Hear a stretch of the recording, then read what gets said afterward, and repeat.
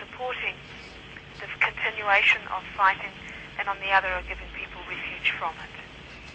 Could you tell me what your source told you as far as his training outside Cambodia was concerned? How did he get there and what happened when he got there?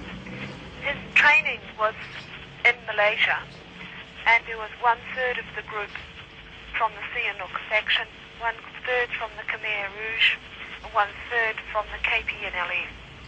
What was the nationality of the principal advisors at the camp? They were American and British. Can you tell me what he told you about the training itself? What were the particular military skills that were passed on to them by the British and American advisors? The training consisted of military strategy, guerrilla warfare tactics, mine laying, and weapon handling. Mine laying was one of the particular skills they were taught, is that correct? Yes.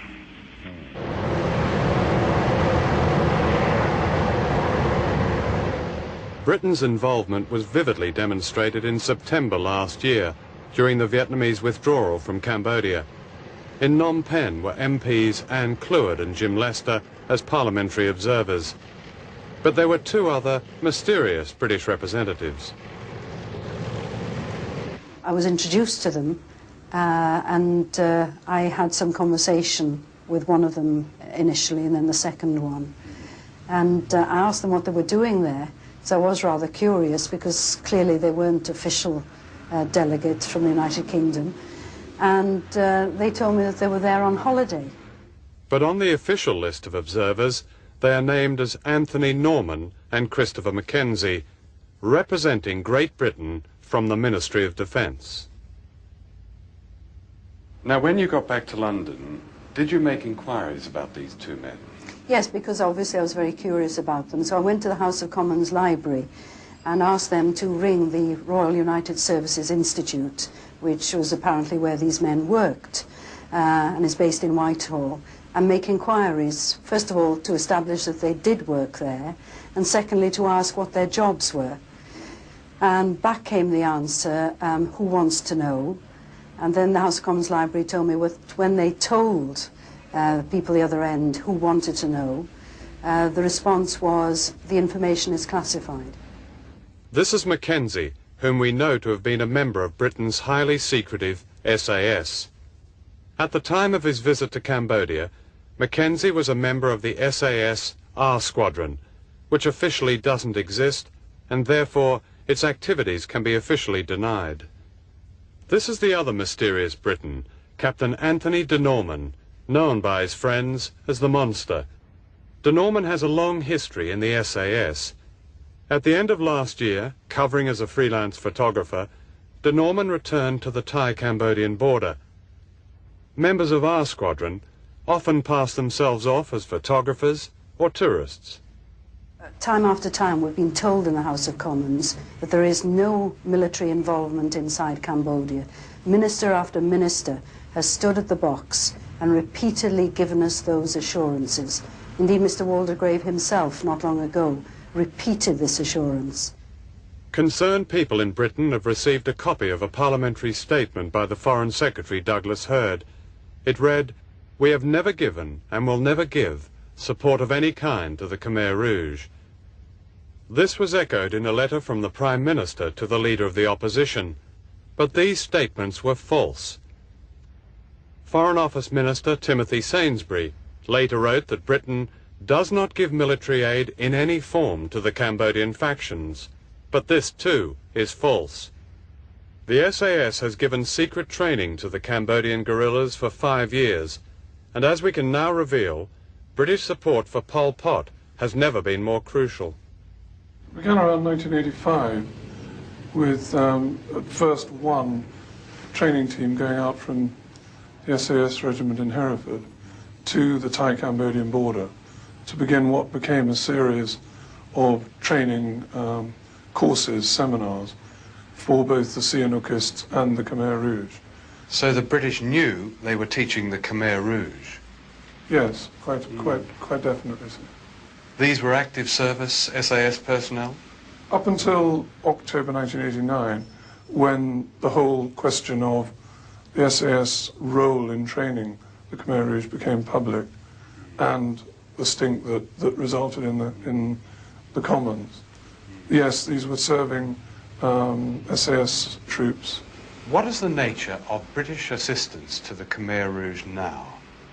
Well, my understanding is that following the row that erupted last autumn as a result of partly your programme and partly because my own newspaper, the government put the word out that support from that date onwards was to be very much more covert in its nature. So it has passed very clearly to being an MI6 operation. The result of that has been that there are a number of former SAS people who are now out of the service and who are private individuals, but that are working to some form of contract to provide training and mines technology to the Khmer Rouge. What exactly do you mean by mines technology? One can lay anti-personnel and off-route mines which can be detonated automatically by the sound of people moving along the track. There are an increasing number of anti-personnel mines which fire thousands of pellets into the air, and once they embed themselves in people's bodies are incredibly difficult to find for doctors working with fairly rudimentary field equipment. And so these are the kinds of mines that are being supplied by the British? My understanding is that the British are still involved in supplying those sorts of mines, yes. Are they British-made mines? The mines themselves need not necessarily be British, because there are a series of licensing agreements that obviously exist worldwide, bringing with it the element of deniability. Yes. We're not laying mines with made in UK on them. Like the US State Department, the Foreign Office in London has shown a marked reluctance to talk about Cambodia. For more than 2 months, we sought answers to questions raised in this investigation, but without success. We asked for an interview with Foreign Secretary Douglas Hurd, but this has been repeatedly refused. Last year, Bill Yates asked people watching your program to pick up their pens and write expressing their concern to ministers and members of parliament of all persuasions. All those people not only have a duty, but in my view have a right to write again to those with political responsibilities saying, look, we gave our money, we provided our support. The solutions can only be found by governments providing aid on the scale that's necessary, and by governments taking the political action that's necessary, stopping the arms supplies, stopping the fighting. People seeing the Pol Pot nightmare for what it was cannot imagine how that could be allowed to recur. And what we see now on the ground, those of us who are working with the people in humanitarian programs, is Pol Pot gaining ground again, poised, ready to take over the reins of power once more. Now, if that were to happen, how could any of us live with ourselves into the future? In the West, we are told that the Cold War is over. But this is not so. The Cold War was never just about attrition between the two superpowers. It was fought mostly with the blood of faraway people considered expendable in poor countries like El Salvador and Panama, Vietnam and Cambodia. It's surely the cruelest irony of 1990 that as the Berlin Wall is torn down, the Western democracies have rebuilt its equivalent around a nation of people who threaten no one and with whom none of us have any quarrel. Indeed, the extraordinary efforts of the Cambodian people to recover from their nightmare of our lasting genocide, at the very least, the willingness of our representatives to help them, not hurt them. The Khmer Rouge must be stopped. They must be brought to trial at the International Court of Justice and expelled from the United Nations. All aid and comfort to Pol Pot and his allies, guns, mines, bombs, uniforms, training, food, and so-called diplomacy must stop. And their bases in Thailand closed down.